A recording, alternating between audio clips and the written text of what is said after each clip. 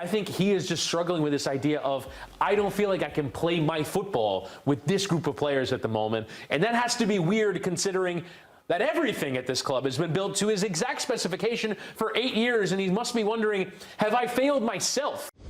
Chris, if I think I'd showed you this run of 11 results a few months ago, you would have said, I simply don't believe you. 8 defeats in their last 11 matches. I wonder what this pays out as a parlay. What on earth has happened to Manchester City recently?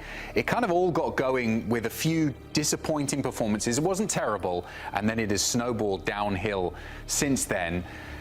And in this time, there's been everyone, critics, analysts, journalists like us, just pointing at all different things. I feel like we're just plucking things out of a hat. It feels like Pep Guardiola's plucking things out of a hat. No one quite knows what's going on because although there are a few players missing, Rodri, Kovacic, they have largely got most of their first 11 fit, but everyone just seems to be playing at a level 2 or 3 notches below what they were last season and earlier on in this season. If you were to put your finger on one thing, what would it be that you think has changed in the level compared to where we are now?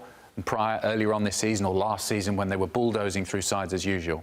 I think it's a level of connectivity in the team, and that starts from the back and goes all the way to front. Let's start with the goalkeeper even, and Ederson, who I think is having so many ricks in goal right now that he's not even being trusted to do the role that he plays in this team that is normally so brilliant, which is that distribution engine from the back. Then you go into that back four where I think in some ways they've aged a little bit. Kyle Walker, I think, has come under a lot of scrutiny, but it's not just him. I think it's that entire back four. I think they don't even play with natural fullbacks anymore. They've gone sort of naturally conservative. And so when you don't really have a team that's built to defend and you have very solid defenders but not a team in front of them, you can't really sit back and defend. And so they like to play with the ball. But that ability to play with the ball is completely dropped off, not just in that midfield where Rodri would normally be or Kovacic would normally be, but all over the pitch. And so we saw at the weekend the latest idea that Guardiola pulls out of the hat is to kind of play pretty bog standard football, which is if the ball is in your penalty area,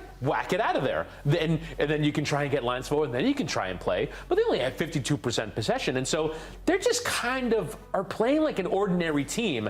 And thus they're getting ordinary results because they're trying to figure out ways to overcome the fact that they are not the strong collective that they have been for several years now under Guardiola. And I think he is just struggling with this idea of, I don't feel like I can play my football with this group of players at the moment. And that has to be weird considering that everything at this club has been built to his exact specification for 8 years, and he must be wondering, have I failed myself? Has the club and our overall strategic planning failed in the idea of replacing where we've needed to replace? He's normally been very ruthless and very strong about replacing players, and all of it has come down to the point where you're wondering if maybe this team has passed its sell-by date and a full rebuild is in order. One potential reason, we noticed this, and it's something that Pep Guardiola has consistently spoken about in press conferences for the last few years, is the amount of games that Manchester City and these top teams have to play midweek, weekend, midweek, weekend. And I think you'll have to go all the way back to August.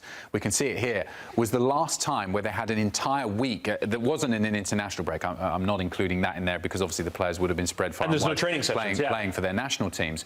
But that was the last time they had a full week to be on the training ground working on what's going right and what's going on wrong.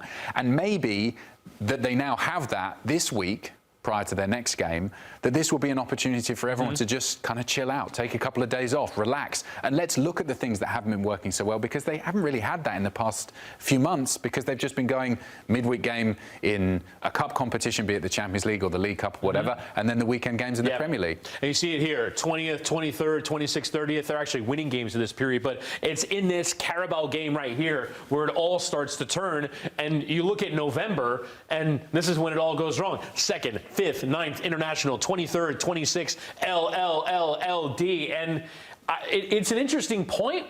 I will say, though, just if you're talking about it from an abstract, which kind of team do you think would most benefit from a period where you're playing a bunch of games? It's a team with an established identity that knows exactly who they are.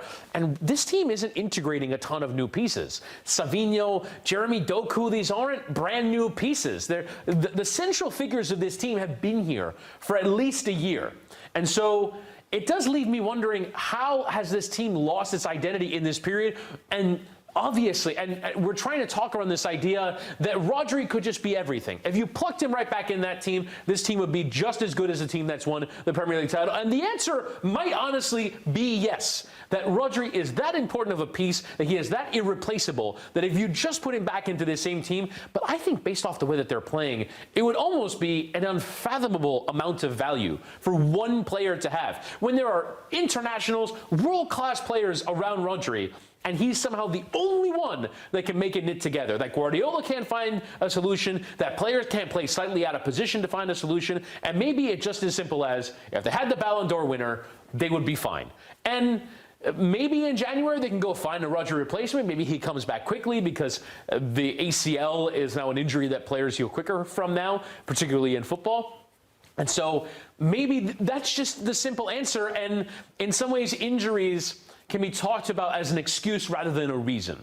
It might be a reason for this team, but it is incumbent on this man to figure out some other way to play that will be successful, and not just successful in getting results, because they've been very close. They were 3-0 up against Feyenoord. They're 1-0 up after 86 minutes against Manchester United, to actually see it through and to dominate a little bit, to beat teams in the way that we're used to seeing Manchester City beat and dominate teams. It will be very interesting to see if this little break that they've got now will have an influence on the games that they've got to come. I think we can look now at their fixtures as we go towards the end of the year, and then as we get towards the all-important January transfer window. We're not sure if they will dip into the market in January. You have to think that they will, given the way that they've been performing recently. But they have got challenges to come, and for them, I think it's a case of just trying to get, as you said, a good performance in a whole of a 90 minutes together, because ultimately in the Manchester derby, if it wasn't for a couple of late goals for Manchester United, and they were fairly fortunate, weren't they, to win that game? Brought upon by a comedy of errors. It could have been a victory. Yes. And that's all they need. They just need to win ugly. Forget about playing beautiful football. Win a game, and then we'll build from there. But to be Manchester City, they can't win ugly, right? And I understand what you're saying is you kind of need a win to go off your backside, as the axiom goes, but they do need to play like Manchester City. If they're to, we're talking about them as a team to maybe win the Premier League or win the Champions League or win major honors. If they're going to do that, they have to play like Manchester City. And now, if any of these teams, Villa, Everton, Leicester, West Ham, normally you look at Man City on the fixture list and go, I mean, we'll be lucky to get a point. We'll have to figure out a way to get a point. Gone. But right now, all those teams are hoping that they're not the get-right game.